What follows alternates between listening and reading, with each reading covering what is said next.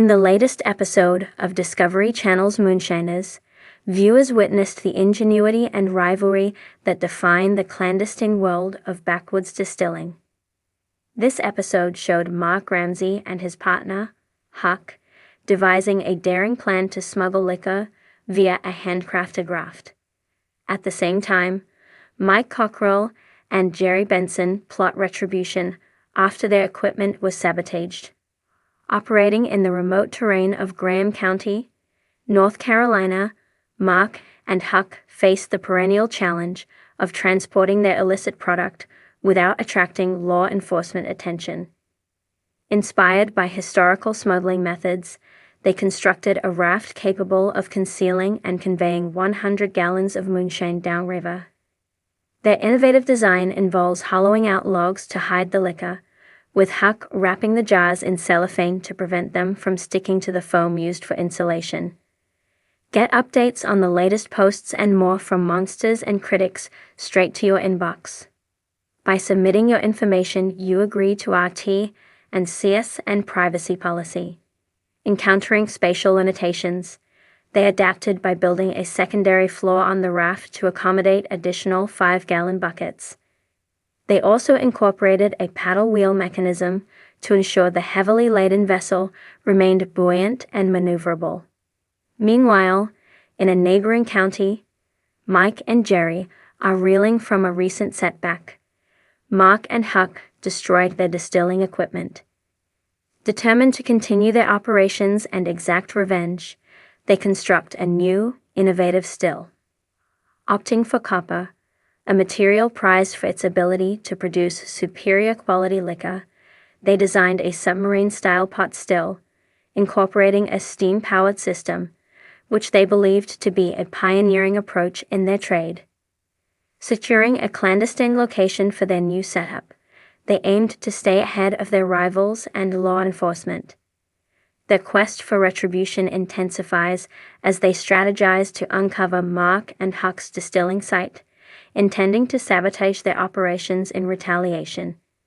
In the next episode, Mark and Huck get their raft in the river and race against the clock to deliver over 100 gallons of liquor. Viewers will have to tune in to see if the pair is successful, as Mark is forced to make a hard turn as they approach a rock on the river. In this week's episode, Mike bragged about knowing where Mark and Huck get their sugar and grain, seemingly confident he can track down their liquor site to destroy it.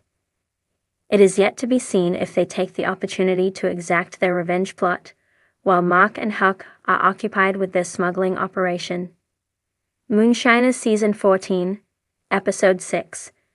Mark and Huck create a smuggling raft as Mike and Jerry plot revenge. The sun barely breaks over the Appalachian Mountains, casting an early morning haze over the forested hills.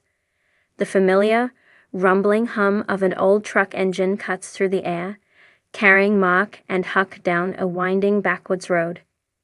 The two old friends are more than just moonshiners. They've been running their craft for years, navigating the tight-lipped network of smugglers, buyers, and enforcers in the shadows of the law. But today, they aren't just brewing. Today, they are doing something much more risky. Creating a smuggling raft. We need something that's fast, light, and won't get picked up by any patrols, Mark says, glancing at Huck. The two have been planning this for weeks, after learning that the authorities were cracking down on traditional routes. It's gotta hold a lot of shine, but keep it low to the water. Not easy, Huck replies, a slight grin on his face. Huck has always been the problem solver. Mark trusts him to get them out of any jam, but this is something else. They pull up to a secluded area by the river, where a boatyard once stood. It's now a scrap heap of weathered lumber and unused materials. The perfect place to start. The camera zooms in on Huck's hands as he methodically inspects the supplies, logs, tarps, rope, and various tools. We'll need a steady base, something we can work with. Huck grabs a few long, thick logs and lays them across the ground. They work silently for a while, the crackling of the wood echoing through the silence of the river valley. "We can't afford to mess this up," Mark says, his voice steady, but there's an edge to it. "If we get caught, it's not just our livelihoods on the line, it's the whole operation." Huck nods, determined. "This raft's gonna float, Mark. We'll keep it so low profile, they won't know what hit 'em." As the two set to work, they start assembling the raft frame, expertly securing everything with rope and tarp. They know the authorities will be watching the roadways, so the river is their best shot. It's an ambitious plan, but it could make or break their business for the foreseeable future. If they pull this off, they'll have a way to bypass the high-risk land routes and move their moonshine under the radar. Cut to Mike and Jerry meanwhile, a storm brews. In another part of the region, Mike and Jerry, two longtime rivals of Mark and Huck, have been eyeing them for months. When they heard that Mark and Huck were starting to talk about the raft, they knew something big was coming down the line. "Do you think we've seen the last of them?" Jerry asks, his voice thick with suspicion. The two of them are sitting in the dimly lit kitchen of an old cabin, the walls stained from years of tobacco smoke and moonshine stills. Mike clenches his fist around a glass of homemade bourbon. "They've been avoiding us for too long. They think they can just run their operation without us knowing?" "Nah, I don't think so." "Yeah? Well, the law's been on their tail lately," Jerry says. "But that's only half the problem. The other half is that they're starting to make moves we can't predict. This raft thing. That's why we need to get ahead of them." Mike interrupts, a gleam of malicious intent in his eyes. "We're going to sabotage their little plan before it even gets off the ground." Jerry tilts his head, raising an eyebrow. "You sure you want to go that far? I mean, these guys have been rivals for years, but sabotaging them could bring more heat down on us too." Mike slams his glass down on the table with a loud crack. "We need to show them who's in charge around here. This isn't just about moonshine. It's about power. Mark and Huck think they can operate outside of our system, but we're not letting them get away with it." The camera lingers on the two men, the tension palpable. The rivalry between the two pairs of Moonshiners has reached a boiling point, and Mike is eager to strike first. "We'll follow them. See where they're taking the raft," Mike continues. "Then we'll hit 'em when they least expect it." Back to Mark and Huck. Hours pass as Mark and Huck work tirelessly on their raft. The design is becoming clearer, and the structure is starting to take shape. Huck steadies one of the long beams in place while Mark secures the rope. "All right, this should be the last part," Huck says, stepping back to admire their work.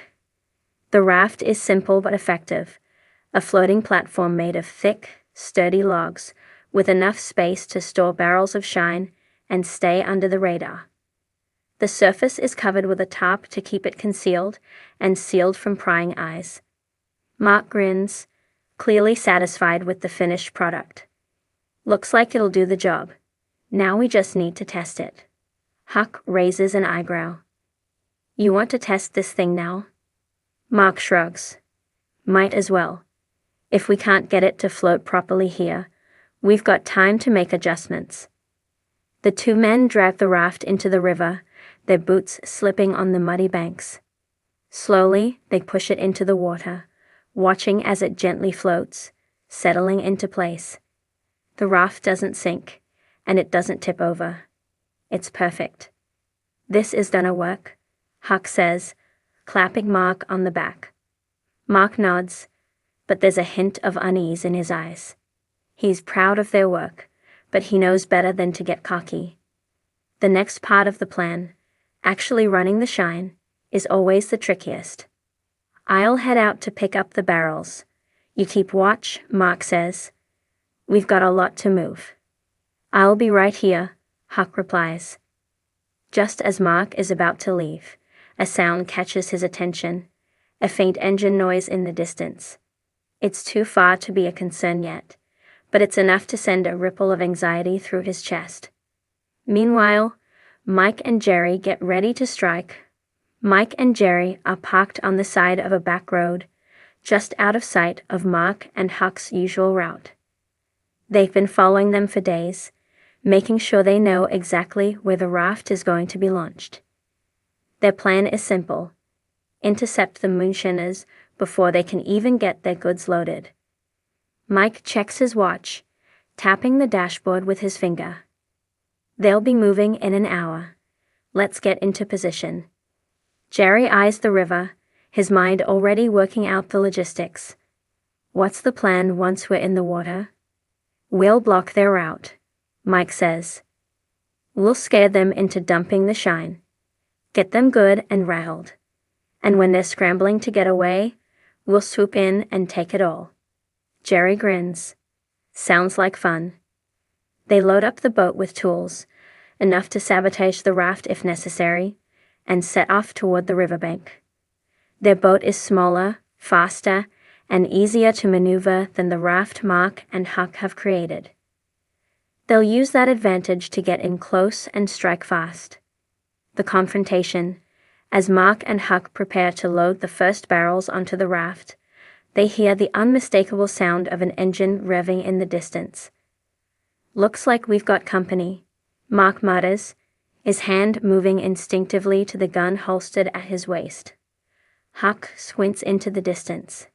Is that Mike and Jerry? Mark nods grimly. Looks like they're making their move. You better get ready for a fight. They quickly hustle the barrels onto the raft, their eyes darting nervously to the approaching boat. Huck grabs a flare gun from